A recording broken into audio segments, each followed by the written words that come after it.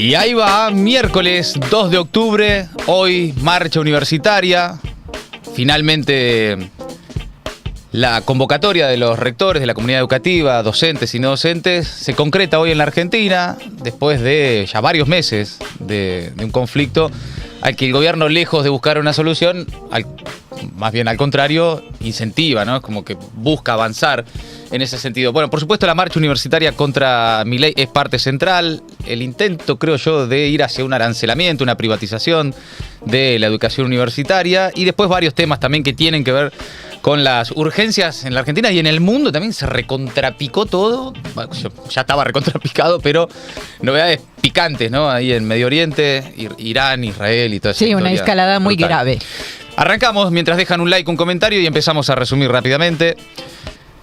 Marcha universitaria contra Milei, hoy 17 horas, en el Congreso, acá en la ciudad de Buenos Aires, pero en distintas ciudades, provincias, pueblos de todo el país. La simultaneidad del veto de Milei con la marcha universitaria no es más que una provocación y una ratificación del que el gobierno prefiere que el conflicto escale, lejos de solucionarlo. En la previa hablaron de estudiantes fantasmas, de universidades que no quieren ser auditadas, algo sencillamente falso porque las auditorías existen, porque los presupuestos no se determinan según la cantidad de estudiantes. También dijeron que no existen pobres entre los docentes, sino salarios millonarios, algo que solo se puede sostener en la realidad artificial de Milei. Todos argumentos que saben que son falsos, porque conocen, muchos de los funcionarios se formaron en la educación pública, en la universidad pública, son hasta docentes muchos de ellos en la universidad pública, pero que se utilizan para aturdir el debate y que ya no se sepa bien qué se está discutiendo. Esa es la estrategia general para la discusión pública en la Argentina que impulsa en general el gobierno, aturdir. El gobierno dice que la marcha es política. Deben suponer que no es político el ajuste presupuestario a las universidades, que no debe ser política decir que son todos unos chorros. Eso vendría a ser algo más técnico, no político. Bueno, si uno tiene que sacar alguna conclusión, digo, ¿por qué hacen esto? ¿Hacia dónde van? ¿Qué quiere el gobierno de Milei con la universidad pública? El plan de Milei es privatizar la educación universitaria, en última instancia. Ir hacia eso. Vaciarla, desfinanciarla, llevarla hacia una asfixia total y hacer inevitable su privatización, su arancelamiento. Como en cada avanzada contra el Estado, atrás hay un negocio privado. No es que su ceguera ideológica le indica que el Estado debe ser aniquilado porque es un monstruo horrible, el topo, dentro del Estado. Acá no hay libertad ni defensa del equilibrio fiscal. Atrás del desguace del Estado hay curros, hay sponsors, hay patrocinadores, hay sectores empresarios que están al salto por un negocio. En el caso de las universidades, pero también en el caso de aerolíneas, en el caso de, por ejemplo, ahora la Casa de la Moneda, que casualmente la quieren privatizar, cerrar y privatizar el negocio, en un momento en el que hay que volver a imprimir boletas el año que viene. ¿Y quién imprime las boletas? Atrás del desguace del Estado hay kioscos. Con la excusa de que en el Estado hay kioscos, vienen atrás otros kiosqueros a decir, no, mira, en realidad lo que a mí me interesa es lo que hay, las posibilidades de negocio que hay ahí atrás. Milei es un vehículo de esos negocios a costa del Estado. Esto ya pasó en la Argentina, no es una novedad, es cuestión de revisar un poco. El gobierno tiene previsto, además, avanzar con un proyecto de reforma educativa que contempla la transferencia de las universidades a las provincias, pero sin un presupuesto para su funcionamiento. Por lo tanto, dejar el camino listo para un arancelamiento de estas instituciones y que cada uno se pague su universidad. El que puede, puede, y el que no, mucha suerte. Como pasa en otros países, Chile, Estados Unidos, muchos otros países, donde las familias hipotecan su futuro con tal de mandar a veces a alguno de los pibes y pibas de la familia a estudiar en una universidad.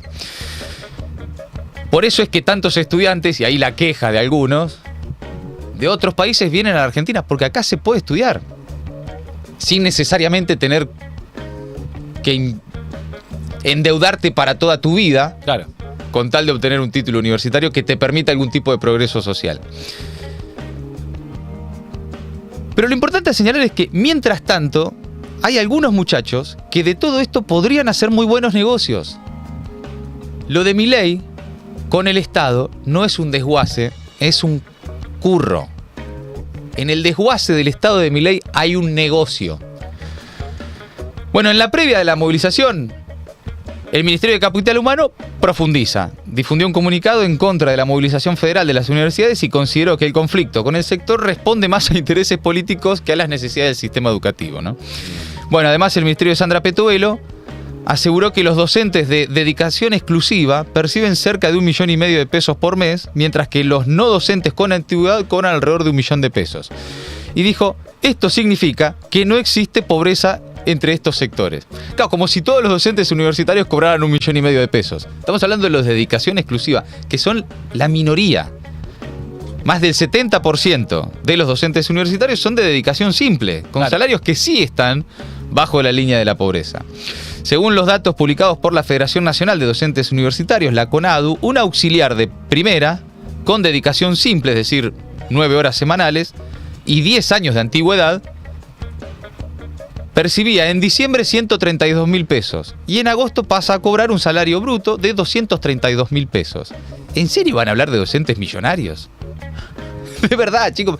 Pero si quieren den la discusión con números y la van a perder, pero evidentemente lo que hay acá no es una discusión en términos que uno pueda dar en el terreno de lo razonal, ¿no? De lo racional, de los números, no, pero fíjate acá el presupuesto, de lo que indica. No, acá hay algo más, ¿no? Es político para sacarle la palabra a Petovelo, ¿no? Exactamente, es un ajuste político. Sí.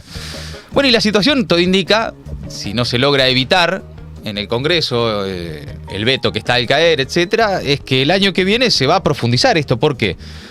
Sumado el ajuste de este año y el previsto para el próximo, en el proyecto de presupuesto 2025 que envió Milei al Congreso, tiene previsto para las 62 universidades nacionales y sus dependencias un desplome del 34% del presupuesto universal. 34% del presupuesto universitario total, real, en 2 años. Es un ajuste brutal. Para que se den una idea, siempre se recuerda el recorte del 13% de las jubilaciones en el gobierno de la Rúa con Patricia Bullrich. Claro. Y eso significó, y al día de hoy lo recordamos, estamos hablando de un 34% de recorte al presupuesto total universitario en 2 años. Según esto, un estudio del Centro Iberoamericano de Investigación en Ciencia, Tecnología e Innovación. ¿Qué dice el gobierno? Bueno, el vocero Manuel Adorni profundizó en las últimas horas, dijo que la plata ya se mandó y no se sabe en qué se gastó, y anticipó que está firme el veto presidencial. Dijo que, esto es muy interesante, el único ámbito para discutir el presupuesto universitario es en el Congreso, donde justamente se aprobó el aumento presupuestario para las universidades. Escuchá. Preguntas. Sí al veto y sí, o sea, sí, efectivamente sigue firme. Entiendo que el plazo está por concluir, así que seguramente mañana el próximo boletín oficial lo veas publicado. Y con respecto a, lo acabo de decir yo, sí, de hecho es el único ámbito donde hay que discutir el presupuesto universitario. No hay otro ámbito para discutir el presupuesto universitario que no sea efectivamente la discusión en el Congreso. Están todos invitados a, con responsabilidad y bajo el esquema del equilibrio fiscal, el déficit cero y toda la postura que ya todos conocen que tenemos sobre cómo manejar las arcas del Estado, las arcas públicas. Es una discusión que de hecho hay que dar. Por supuesto que hay que dar la motivación. Bueno, la discusión se está dando en el Congreso. De hecho, el Congreso aprobó un aumento en el presupuesto universitario con respaldo de los distintos sectores, tanto en la Cámara de Diputados como en el Senado. Se dio en el Congreso la discusión y el gobierno está por vetar, como ya hizo con la recomposición de las jubilaciones. A mí me parece interesante empezar a dar una discusión que es salir del terreno de el equilibrio fiscal sí, el equilibrio fiscal no, de dónde se saca para dónde. Porque si no terminás dando las discusiones en la lógica del gobierno, que es el equilibrio fiscal a costa de lo que sea. Sí. Entonces, si no, bueno, mirá, si la sacás de acá, lo pones acá. Escúchame, acá hay otra discusión. Y es lo que decía al comienzo. En el desguace del Estado hay un desguace ideológico. Por eso el desguace de las políticas de memoria, el desguace de la política de género, el desguace de todo lo que tiene que ver con universidades, ciencia y tecnología, ahí hay un desguace ideológico. No es necesariamente de números, porque si de verdad se tratara de números, se resuelve muy fácil. 0,14% del PBI, chico, en serio. Lo sacás de cualquier otro lado si ese es el punto. Sí, no. Acá hay un desguace ideológico, pero además hay negocios atrás de esto. Todos los muchachos que hoy integran el área de educación del gobierno vienen del sector universitario privado. Claro. Acá lo que se está armando es un kiosco. Lo que hay atrás de esto, como atrás de la privatización de Aerolíneas Argentinas, hoy salió el decreto que la deja sujeta a privatización, como atrás de cada uno de los desguaces del Estado, te la venden como equilibrio fiscal, eficiencia, etc. Y atrás viene un privado, por lo general sponsor del gobierno, a hacer un negocio con eso. Ahí es donde hay que empezar a poner la mirada. En cómo están rompiendo el Estado para entregar negocios al sector privado. No tanto en, che, no, pero pará, capaz que si vemos cuánto del PBI se van no sé qué. Entonces terminás dando una discusión en términos financieros, economicistas, cuando claramente ni siquiera ellos plantean en ese terreno la discusión, porque el desguace es ideológico. Sí. Es decir, como dice el chat claramente, el equilibrio fiscal es humo. Sí, aparte te llevan a discutir en los términos de Petovelo. Che, Claro. hay algunos docentes que están un poquito por arriba de la línea de pobreza, entonces no se pueden quejar. Sí. Digamos, es insólito, y también cómo quieren, hay algo como quieren meter baza, me parece, cuando multiplicaron la pobreza, pero quieren instalar estos temas, la universidad, aerolíneas, que parecen alejados de eso. Sí. Hay algo interesante también, ya que lo traes, que es... Hay como una idea bastante extendida de que el reclamo por las universidades, por la educación universitaria, pública, gratuita y de calidad, es un reclamo de la clase media, ¿no? Esta cosa medio progre de los centros urbanos. Definitivamente eso es incorrecto. Definitivamente es incorrecto. Por el solo hecho ya de por sí de que, y es parte del reclamo, la gran mayoría de los trabajadores universitarios están cobrando salario de miseria. Claro. Pero que además los estudiantes, más de la mitad, también vivieron, provienen o están ahí del límite que marca la pobreza. ¿Por qué? Porque también son, por lo general, pibes y pibas que vienen, en muchos casos, y todavía hay que recorrer las universidades del conurbano para darse cuenta que en su gran mayoría todavía hoy son estudiantes de primera generación universitarios, es decir, ni sus padres, ni sus madres, ni sus abuelos fueron a la universidad, todavía hoy eso sucede, pero que además son pibes y pibas que trabajan todo el día, que se rompen el lomo laburando, que ganan 2 mangos, a los que les aumentó el transporte, les aumentó la tarifa, les aumentó el alquiler, les aumentó el costo de vida, están empobreciéndose y encima le están quitando la posibilidad de tener un acceso a una educación universitaria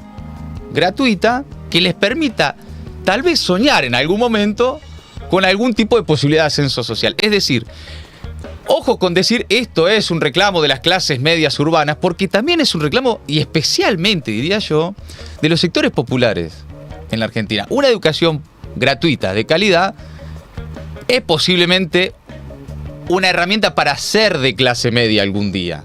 Pero no es un reclamo de la clase media. Posiblemente algún sector de la clase media que quiere cuidar su lugar, ¿sí?, y no dejar de serlo. Pero digo esto porque también lo he leído entre nuestros universos, ¿no? Sí, y a mí me da la sensación, por lo menos eso es lo que yo veo, es que quienes dicen, los que tienen ese discurso tienen una mirada antifederal total, o sea, piensan solamente en la UBA, que además también es cierto que en la UBA hay un montón de gente que viene, que hace el esfuerzo, etcétera, Sí, claro, etcétera, sí. pero digamos, ni tienen el pensamiento puesto en la cantidad de universidades del conurbano, en las universidades nacionales que hay en todas las provincias. Totalmente. Ahí, digamos, no tienen ni idea ni siquiera de la existencia ni de la cantidad de gente y qué tipo de gente es la que va a esas universidades.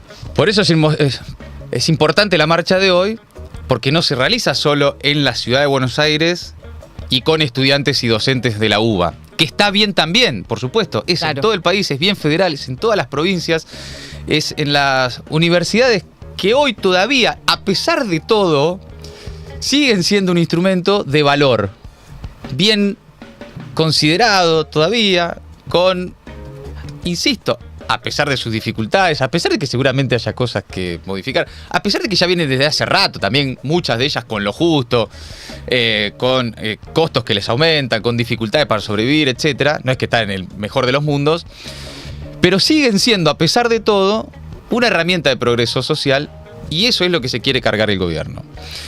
Bueno, mira, el presidente del Consejo Interuniversitario Nacional, Víctor Morínigo, afirmó que lo que viene ahora es el trabajo en el Congreso. Dan por descontado el veto de Milei para buscar los 2/3 en el Congreso y rechazar el veto presidencial. Esto fue en Futurock. ¿Qué diferencia hubo con la marcha del 23 de abril para adelante? ¿Qué se solucionó, decís vos? Sí, ¿por qué fue un mojón importante, más allá de que fue una demostración de lo que importa a la universidad? Bueno, fue muy importante porque aquella marcha fue a 4 o 5 meses de haber asumido un presidente de la nación con una imagen positiva muy interesante para la época. Y desde ese momento nosotros, el gobierno cambió su actitud totalmente, nos llamó a dialogar.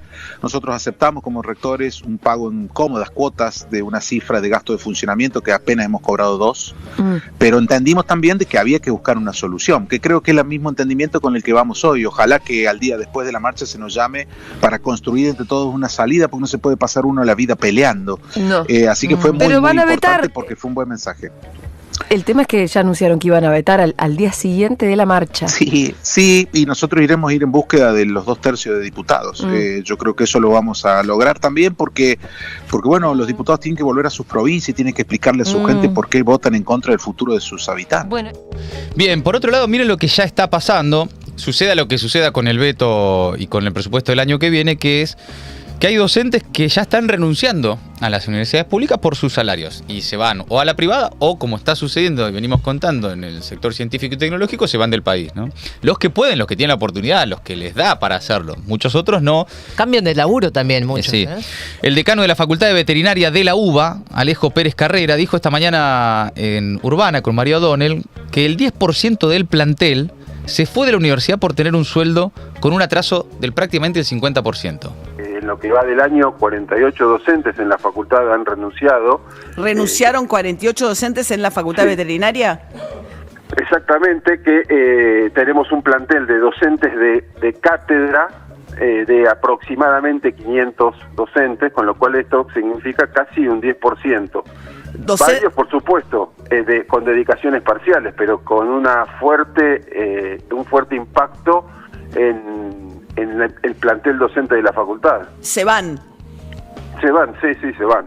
¿Por? ¿Y a dónde? ¿Buscan un trabajo en el sector privado? O y, sea...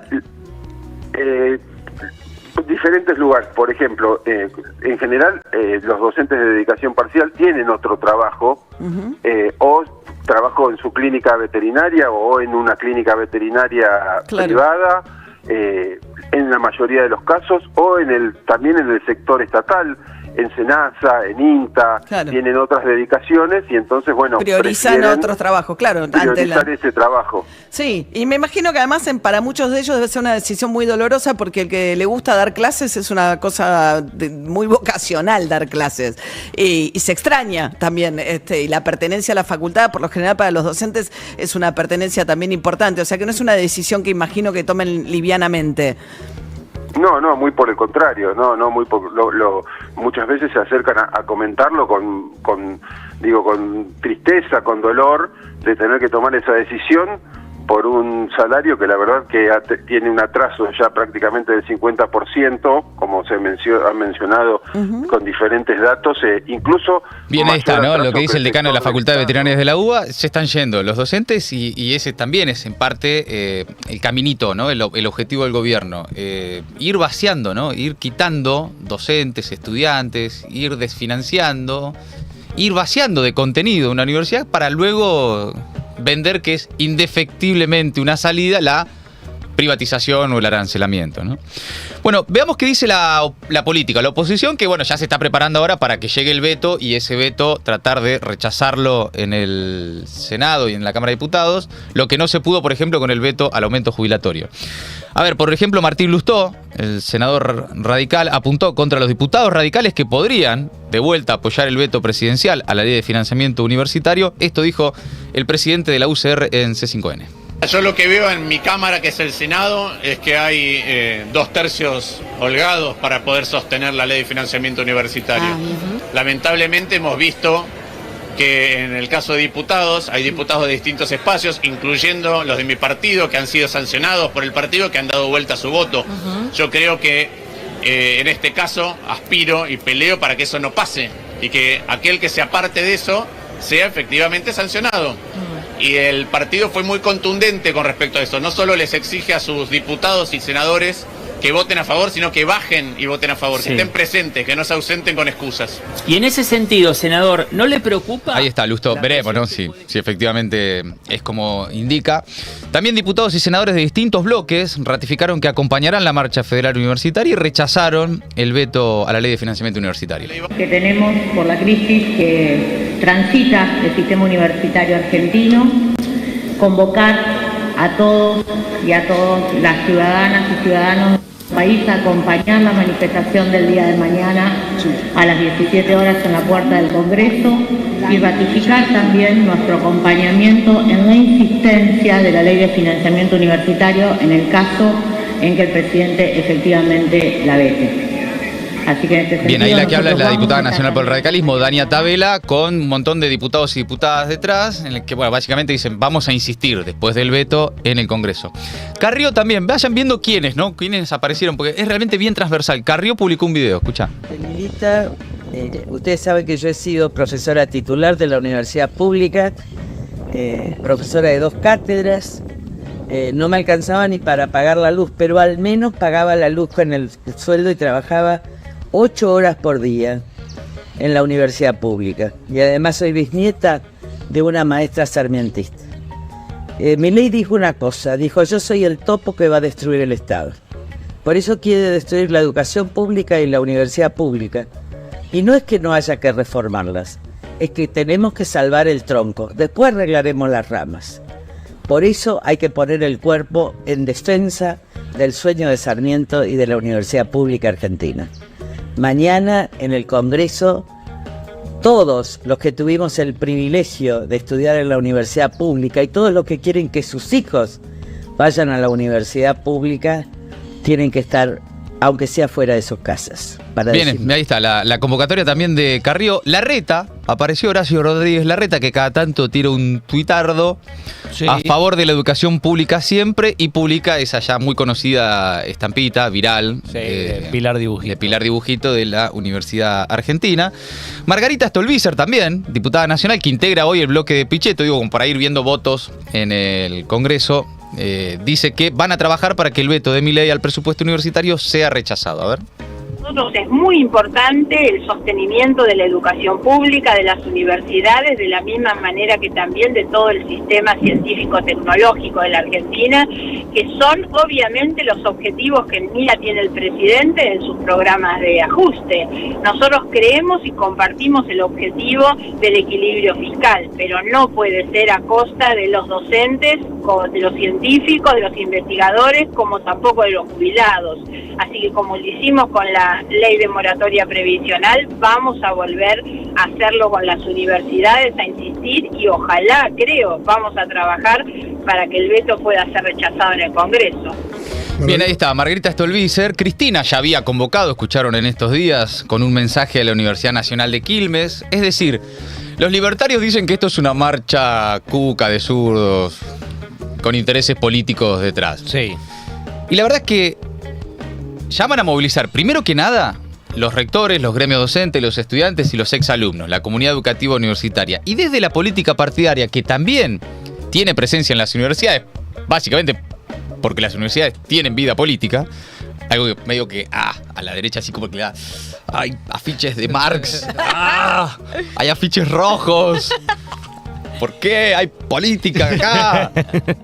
Pero se suman a las calles, vean ustedes, desde el radicalismo, al menos un sector, desde el peronismo, al menos un sector, pero desde Cristina hasta Carrió, Larreta y Juan Grabois, Kicillof, Lustó, Miriam Bregman, La Cámpora y hasta exministros del PRO.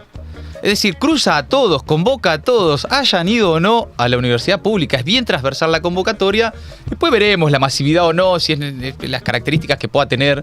Pero va a ser bien transversal, bien federal y tiene que ser contundente. Sobre todo para los diputados y senadores que miran antes de votar a veces cómo están las encuestas. Voy a ver. Me costará mucho acompañar, no acompañar, ¿viste? Hay como algunos, por ser buenos, muy dudosos, por no decir, tienen el cartelito así diciendo precios por inbox. El alias. Precios por inbox. Diputado.mp. Claro. Pero bueno, para que ver si alguno dice, che, ¿para qué cantidad de gente? Bueno, Che, veremos. igual, claro, una marcha para protestar contra un posible veto de un presidente a una ley sancionada en el Congreso por diputados de diferentes partidos políticos puede que sea política. La verdad que Sí. suena lógico que sea política. Sí, todo es política, está claro, ¿no? Gran momento televisivo. A ver. Luis Novarecio ¿Qué?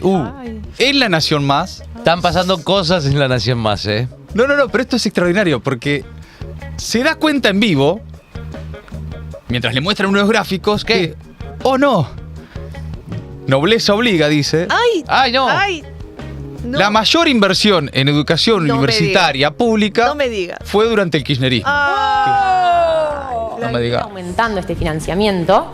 A partir del 2015 se ve esa bajada de tendencia que les comentaba, ¿no? Como estamos retrocediendo de nuevo en términos de financiamiento. No, estoy viendo Nobleza Obliga. 2009, 2010, 2011, 2012, 2013, 2014, 2015 fue alta. Pura gestión del kirchnerismo, Nobleza Obliga. Fue alto el aporte.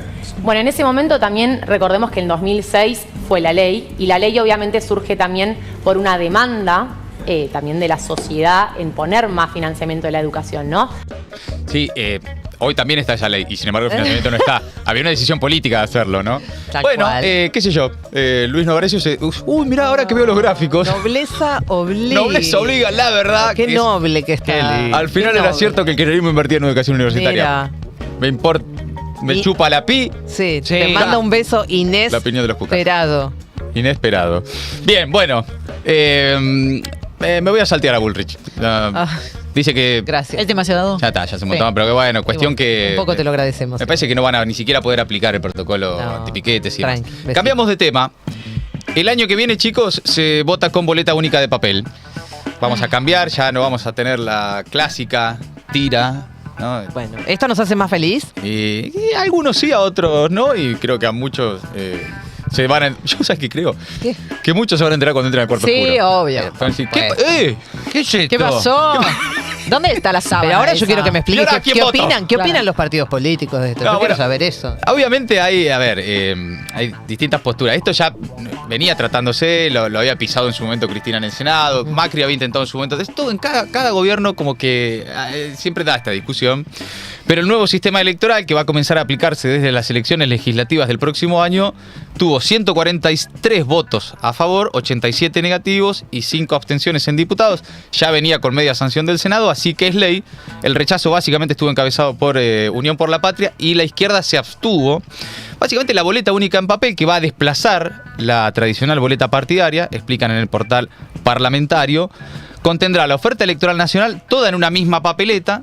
Según las modificaciones de la Cámara Revisora, es decir, la Cámara de Diputados, se cambió el modelo cordobés por el modelo mendocino, que hoy son dos provincias donde ya se aplica este tipo de herramientas, con los cargos a elegir en filas horizontales y las agrupaciones políticas ordenadas verticalmente. Ayer estaban todos los libertarios en el recinto mostrando la boleta única en papel, casi como a modo de bandera, ¿no? de bandera. Sí, sí. Hemos hecho una revolución. Sí, la épica nuevamente. Con la necesidad de lograr el apoyo de partidos provinciales, en el Senado se eliminó la posibilidad de que la boleta contenga un casillero en blanco con la opción de, por ejemplo, votar lista completa. No quiero andar votando cosa por cosa, quiero votar lista completa. Bueno, Claro. eso se sacó, algo que dejó, por supuesto, disconforme a un sector de la oposición en diputados, como la UCR y miembros de Encuentro Federal, que posiblemente insistan en el debate. Algunos legisladores dijeron, vamos a impulsar un proyecto aparte para incorporar que haya un casillero que diga, yo quiero votar la boleta Claro, completa de este. El botón de sí a todo. Sí a todo. Sí a todo de este. Sí, claro. No a todos, pero bueno, sí. A ver, en términos muy generales va a ser necesaria menos fiscalización, posiblemente, todo esto a corroborarse, ¿eh? Más lapiceras. Haya, sí, necesidad de más lapiceras. Puede generar mayor fragmentación en las cámaras, puede ser que sean más caóticas las primarias, puede que haya un desdoblamiento en la provincia de Buenos Aires, porque es una de las pocas provincias que si va a votar todo junto va a ser unas... La famosa, un eso afiche. sí, la famosa lista sábana. La ficha, sí, te imaginas un papel gigante, toda nación, provincia de Buenos Aires, municipio, todo junto en una misma boleta. Tendría que, bueno, a ver qué sucede. Eso lo va a tener que definir, por un lado, bueno, el gobierno bonaerense y y el Congreso bonaerense. El sistema copia al mendocino, decíamos, ¿no? Ahí con las agrupaciones políticas en filas verticales y las categorías a elegir en las horizontales. Ya en las elecciones del año que viene, en las legislativas, será el debut de este sistema cuando en 16 provincias se van a elegir miembros para diputados y en las 8 restantes también se votarán además 3 bancas para el Senado. En términos muy generales, los argumentos a favor de quienes impulsan el cambio son que esto va a implicar mayor libertad del votante para elegir, mayor igualdad en la oferta política y que permitirá terminar con el robo de boletas, que va a reducir el costo, ¿viste? El costo de la democracia, van a tener que imprimir unas boletas, maniobras de clientelismo electoral, estos fantasmas, los cucos de siempre. Y la verdad es que lo que hay que decir es que el sistema vigente hasta ahora permitió votar sin complicaciones y sin cuestionamientos serios en los resultados desde el 83 a esta parte. Más allá de las denuncias de siempre, en cada domingo, faltan boletas, se robaron no sé qué, etcétera, ¿no? Esto que siempre se dice y que nunca después se verifica en la realidad, son denuncias que se hacen en los medios y nadie lleva esa denuncia a la justicia electoral. Pero la verdad es que del 83 para acá, con el sistema que ya existía, han ganado y perdido oficialismos. Sí, oficialismo de largo tiempo. O sea, perdió el peronismo 2 veces, después de 10 años de Menem, después de 12 años de Néstor y Cristina, perdió por pocos votos. Milei es presidente, chicos, imagínense. Por eso, han perdido todo tipo de oficialismo, ha perdido el radicalismo, ha perdido el peronismo, ha perdido el macrismo, ahora ganaron los libertarios. Nunca hubo grandes inconvenientes ni falta de credibilidad en los resultados. Hay como una idea de que este nuevo sistema favorece a los partidos más chicos, que por ahí no tienen tanta estructura, etcétera. Veremos. Todo eso a corroborar, a confirmarse. En principio lo que se sabe es que entonces ya, definitivamente, el año que viene, votemos ya con esta boleta única en papel. Después hay que ver esto, ¿no? Si posiblemente haya proyectos paralelos que agreguen algunas modificaciones, entonces no sea finalmente esta ya, la boleta que va a estar en los cuartos oscuros del año que viene. Por esto de que decía, va a haber un sector de la oposición que va a insistir con el casillero sí a todo. No quiero, sino votar categoría por categoría, etc. Lo que probablemente ocurra, porque pasa que en algunas provincias decían, es que al haber menos lugar, las fotos que van a aparecer son las de los primeros. Y solo los primeros 5 nombres, que sucede en algunas provincias que encabezan famosos. Entonces vos ves la cara y puede eso generar, qué sé yo, vaya uno a saber qué, ¿no? Yo no lo tengo tan claro. No sacaría conclusiones tan apresuradas, ¿viste? Esto va a hacer que a partir de ahora el sistema democrático, qué sé yo, vamos a ver, esto es más dinámico y en definitiva va a depender de muchas otras cosas que suceden en las elecciones, más de con qué papel votamos. Sí. Por ejemplo, de si se dejan de pelotear en la oposición. Sí. Digamos, hay un poquito más de facilidad para cortar boletas, lo que sería antes cortar boletas, pero no mucho más que eso. Veremos. Bueno, pero atención a esto.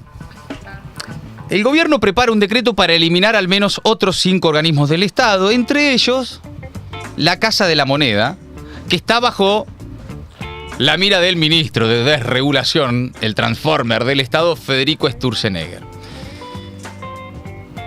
El gobierno prepara más recortes en el Estado. Va a haber 5 o 6 más. En cualquier momento se viene el de la Casa de la Moneda, dijo Sturzenegger, uno hoy de los más influyentes funcionarios del gobierno de Javier Milei, en declaraciones a un grupo de periodistas acreditados en Casa Rosada. Dijo que las funciones que cumple la Casa de la Moneda, que es un organismo que depende del Ministerio de Economía, que hoy comanda Luis Toto Caputo, se van a licitar con empresas privadas y que también se analiza importar los billetes que necesite el Banco Central. Ahora, vos fíjate cómo esto se anuncia el mismo día en que cambia el sistema electoral, cambia la boleta con la que vamos a votar el año que viene. Dice la diputada Vanessa Siley, atrás de cada proyecto libertario, un negocio. El gobierno de Milei anuncia la disolución de la Casa de la Moneda el mismo día que el Congreso de la Nación aprueba la implementación de la boleta única. Dato, hay 3 gráficas con capacidad para imprimir las nuevas boletas únicas de papel. La Casa de la Moneda, una empresa, Volt, y AGEA del Grupo Clarín. Adivinen a quién le van a dar el negocio. Achicar el Estado para beneficiar a los mismos de siempre, dice la diputada Vanessa Siley. Es decir, posiblemente, no te sorprenda, vamos a ver si efectivamente cumplen, si revientan la Casa de la Moneda, listo, no hay más, chao. Y te van a decir, bueno, si es para imprimir billetes, estampitas y qué sé nosotros yo. no estamos imprimiendo. No pasa nada. De última, si hay que importar, importamos billetes, los imprimimos afuera y los traemos. Ahora, no sea cosa que el año que viene, todo lo que tiene que ver con fajas de seguridad, padrones, boletas, en las elecciones, estas nuevas boleta única en papel, la termina imprimiendo Clarín. Clarín. No sea cosa, ¿no? O algún empresario amigo del gobierno. Claro. Algún imprentero. Insisto con esto, hay que empezar a poner el ojo más en que detrás del desguace del Estado no hay eficiencia y equilibrio fiscal, hay curros, hay negocios del sector privado.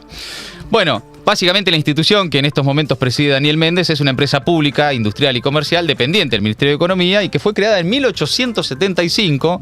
A partir de ese momento empezó a funcionar de manera ininterrumpida hasta esta fecha, que a Sturzenegger se le ocurrió que sería muy buena idea cerrarla.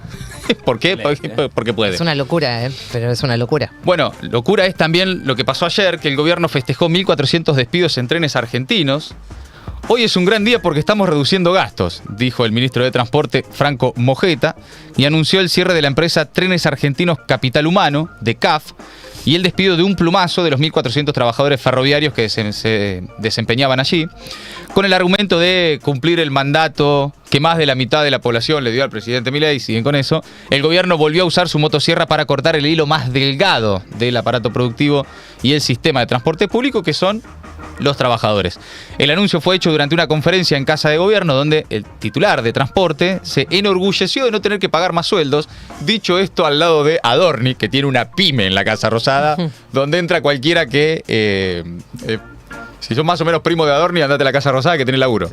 Bueno, por otro lado, de esta manera anunciaba un supuesto ahorro de 42.000 millones de pesos al año el ministro de Transporte. Estos innecesarios hemos tomado la determinación y hemos cumplido ya con cerrar DECAF, una empresa ferroviaria que no operaba trenes y que tenía funciones que, como bien explicó también el vocero, estaban duplicadas en las demás empresas ferroviarias.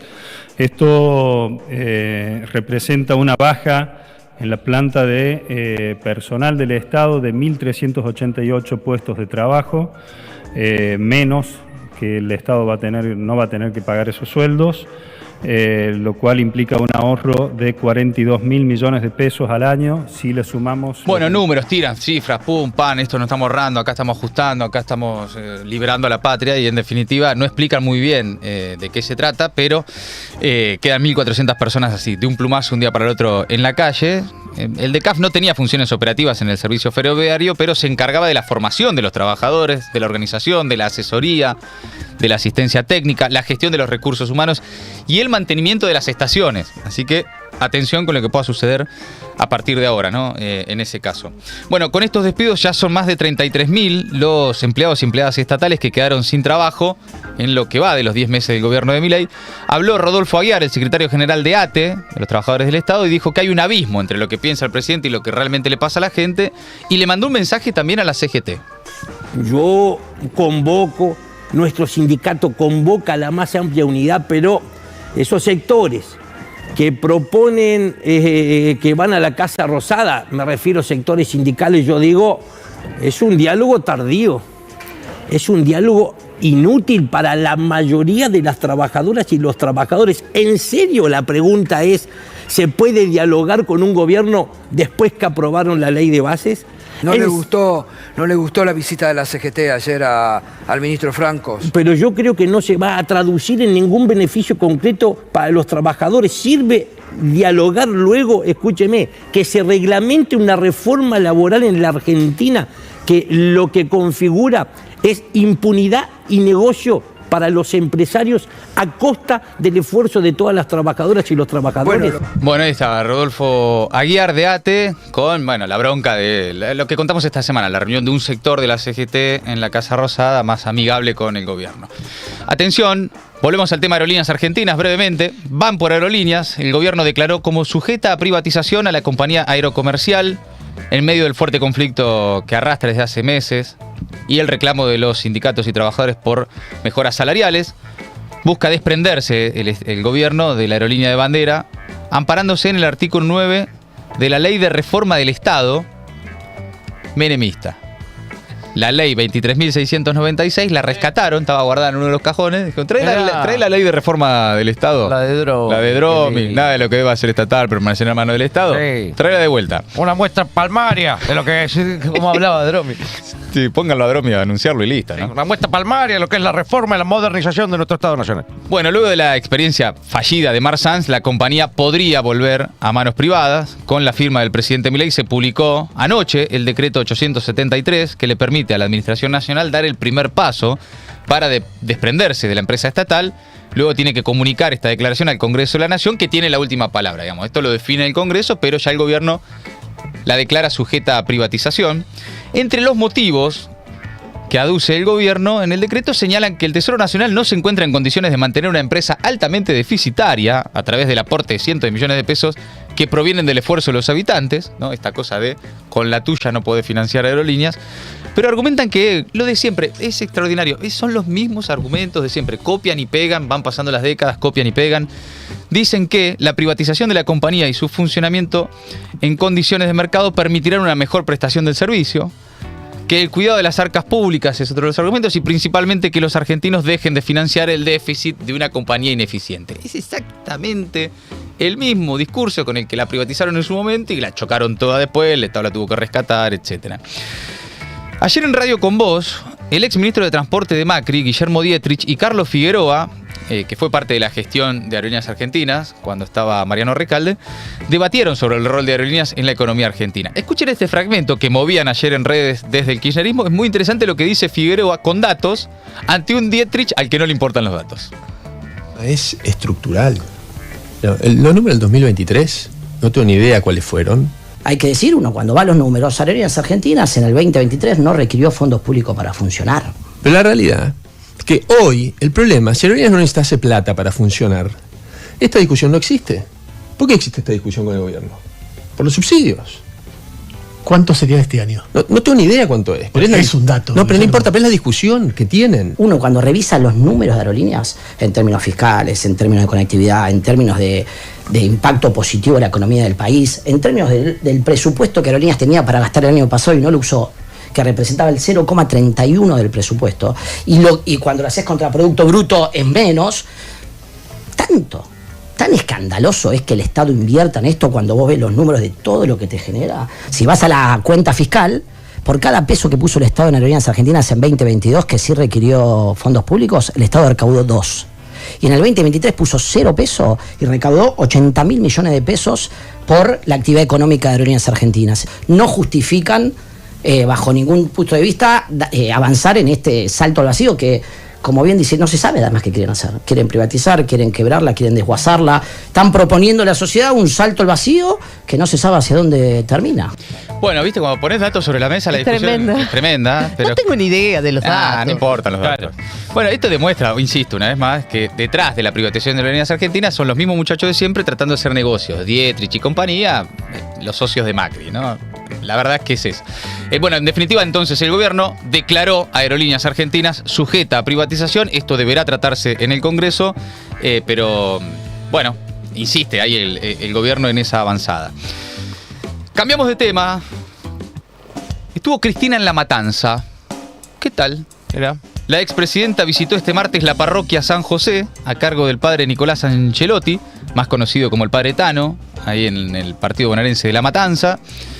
La visita a la parroquia fue realizada este martes al mediodía y a diferencia del resto de las actividades que venía realizando Cristina, esta no fue anunciada con anterioridad ni en sus redes ni por nadie, ¿no? Es como que, pimba, apareció ahí. Hacía rato que no se la veía así, ¿no? Entre la gente. No, claramente acá hay un cambio muy sustancial. Es tremendo. Incluso hay mensajes para los que leen todo entre líneas. La campera que usa Cristina es la misma. Es la de 2017. Con la que reapareció en 2017 cuando lanzaba Unidad Ciudadana. Sí, lo escuché. Igual ella lo debe saber. Por supuesto que ella lo debe saber. Es como el video de Lali, deja señales. No, por todos lados, por todos lados. No, pero me parece muy interesante el cambio de estrategia, ¿no? Sí. Por supuesto que no dejará de hacer, como venía hasta ahora, actos oficiales, clases magistrales, reuniones en el Instituto Patria, videos en TikTok, tweets, documentos, etc. Pero acá está lo que muchos vienen reclamando, que es volver a conectar con los problemas reales de la gente en en la vida real de la gente y en los lugares donde están pasando las cosas, ¿no? Qué lindo que no digas bajar al territorio, porque es una frase que me hace mucho ruido, mucho. ¿Bajar de dónde? ¿Bajar de dónde? Bueno, pero No, justamente... pero en estos casos sería un bajar, porque vos bajás de la clase magistral, claro, del Instituto Patria y de las reuniones más palaciegas a donde están pasando las cosas. Ahí a la base de lo que en definitiva para el peronismo es su sustentación social, o al menos está ahora ahí medio en disputa con esta nueva experiencia narcocapitalista, ¿no? Es que ya desde el formato o el nombre, la clase magistral es una cosa educativa desde arriba, digamos, como que le enseña a los demás lo que tiene que ser, y esto es otra cosa. Es interesante, más allá de qué signifique esto, ¿no? Que hay, por supuesto, ahora muchísimas interpretaciones. Ya es candidata, ya está. Bueno. Ya está. Colombati, decime. Claro, especulaciones de todo tipo. Pero Colombati, ¿qué es candidata? Y no tengo la menor idea, la verdad. Decí. No, creo que no lo saben ni los que la rodean a Cristina. Dejó ahí un mensaje, publicó un video, que hay que trabajar y organizarse para que no siga avanzando el narco en los barrios, que la única fuerza está en lo colectivo, que en lo individual, ¿no? Esta cosa de época no se va a salvar absolutamente nadie. Así quedó registrado, los compartimos en su cuenta de TikTok unos minutos, a ver.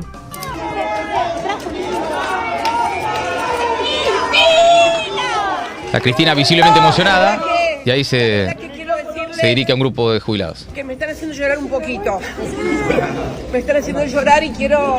Bueno, acá vinimos con el padre Tano, el famoso padre Tano, que yo no lo conocía, pero los chicos siempre me decían todas las cosas que hacía en los barrios, cómo juntaba a los pibes para ayudarlos. Como mi amor... Por eso, escuela, pileta, este centro de jubilados, hogares para las mujeres, hogares para los pibes, para recuperar lo que se fueron los padres y para que no siga avanzando el narco como sigue avanzando en todos nuestros barrios, producto de que el Estado se retira. Y yo quiero decirles que siempre voy a estar con ustedes, siempre. Bueno, y sigue, ¿no? Deja varios mensajes, hay como una línea, pero a mí, yo insisto, me parece que lo más interesante es ver a dirigentes del peronismo, sea Cristina, sea quien sea, especialmente sea Cristina por el peso específico propio que tiene su figura, obvio, acercarse de vuelta al lugar donde están pasando las cosas y donde la gente está sufriendo. Hay gente real, digamos. Y gente, sí.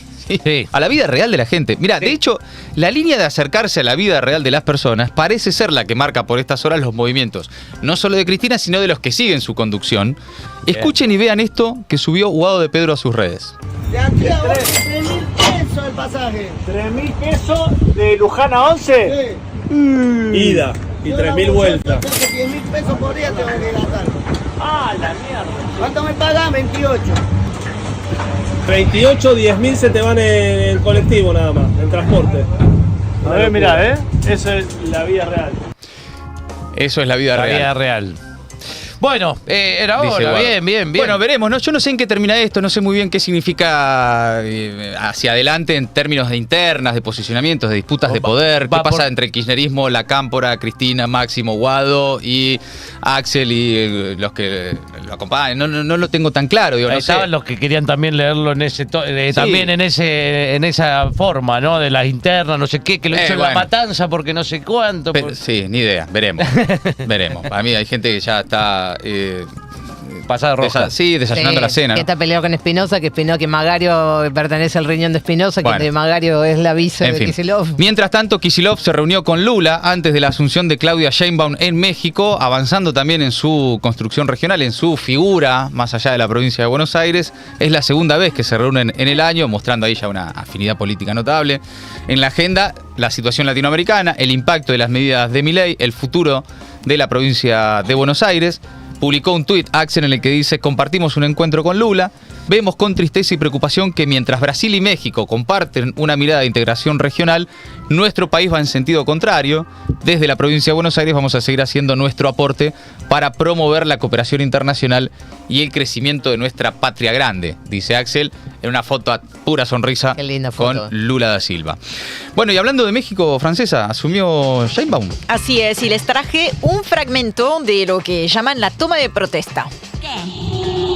El segundo piso de la cuarta transformación significa mantener nuestros principios, nuestras causas, las que dieron origen a nuestro movimiento. Vamos a gobernar con los principios de la Cuarta Transformación. Por el bien de todos, no puede haber gobierno rico. Con el pueblo todo, sin el pueblo. Con el pueblo todo, sin el pueblo nada. Claudia Sheinbaum, la primera presidenta de México y también la más votada de la historia del país. Entonces tomó protesta en el Palacio Legislativo de San Lázaro. Luego celebró un acto masivo al que concurrieron cientos de miles de simpatizantes en el Zócalo, la plaza emblemática de la Ciudad de México. Es de ese discurso que saqué ese fragmentito dedicado en particular a lo que llaman el segundo piso de la Cuarta Transformación. Allí presentó la hoja de ruta del próximo gobierno, 100 pasos, con, por supuesto, todo el espíritu de lo que es el movimiento Morena, de lo que fue el gobierno de AMLO, pero también algunas particularidades. El transcurso de la mañana ya vamos a tener la oportunidad de hablarlo más en detalle, pero quería aprovechar este espacio para hablar de otros acontecimientos que están preocupando a la comunidad internacional y me estoy refiriendo, por supuesto, a Medio Oriente, nada más que en las últimas horas. El ejército de Israel invadió el sur del Líbano en una supuesta operación militar limitada. No sé si se acuerdan, Rusia en su momento habló de operación especial militar. Muchos eufemismos para hablar de lo que es una invasión. A algunos medios les cuesta decir, Israel acaba de invadir a otro país. Eso está sucediendo. Sí. En el primer día de la ofensiva terrestre, que es una ofensiva combinada con los bombardeos que ya se venían dando, al menos 55 personas murieron y otras 156 fueron heridas. Es apenas el principio de un balance de una primera jornada. Al mismo tiempo, en paralelo a esa invasión, Irán lanzó su mayor ataque contra Israel. Estamos hablando de 2 centenares de misiles con proyectiles alcanzando zonas habitables, algo que no había ocurrido antes, ¿no? Y esto sería en la represalia por el asesinato del máximo líder de Hezbollah, Hassan Nasrallah, unos días atrás. Benjamin Netanyahu, el primer ministro israelí, prometió que no quedaría impune.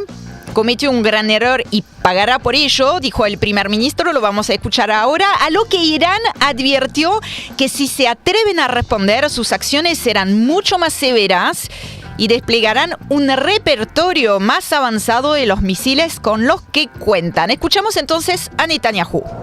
Irán עשתה הערב טעות גדולה, והיא תשלם על כך. המשטר באיראן לא מבין. Los hombres de la guerra, ¿no?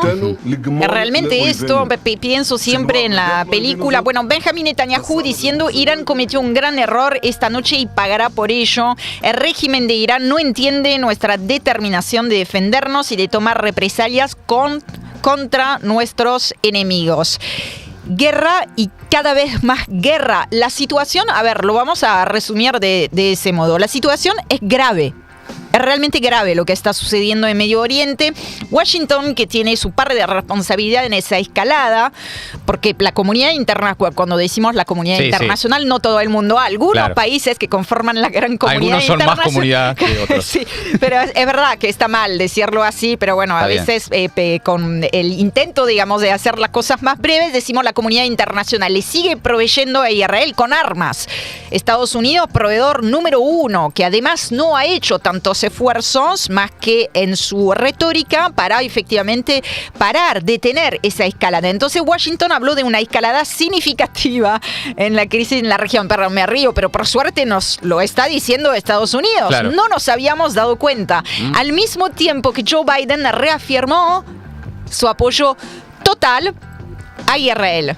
No se equivoquen, Estados Unidos mantiene su apoyo absoluto a Israel, dijo el presidente estadounidense. Entonces Israel parece buscar más guerra, está aprovechando para llamar a otros a a involucrarse, ¿no?, en esa escalada. Deben apoyar a Israel, dijo el primer ministro. La elección nunca ha sido más clara entre la tiranía y la libertad, entre la bendición y la maldición. A ver si les suena, les resuena eso de la maldición, el eje del mal. Bueno, se ve que efectivamente la prolongación y la ampliación del conflicto le está sirviendo a su estrategia para aferrarse al poder. Amigos, amigas, hasta ahí el resumen imposible de Maldita Suerte. Maldita Suerte. Una mirada absurda de una realidad crítica.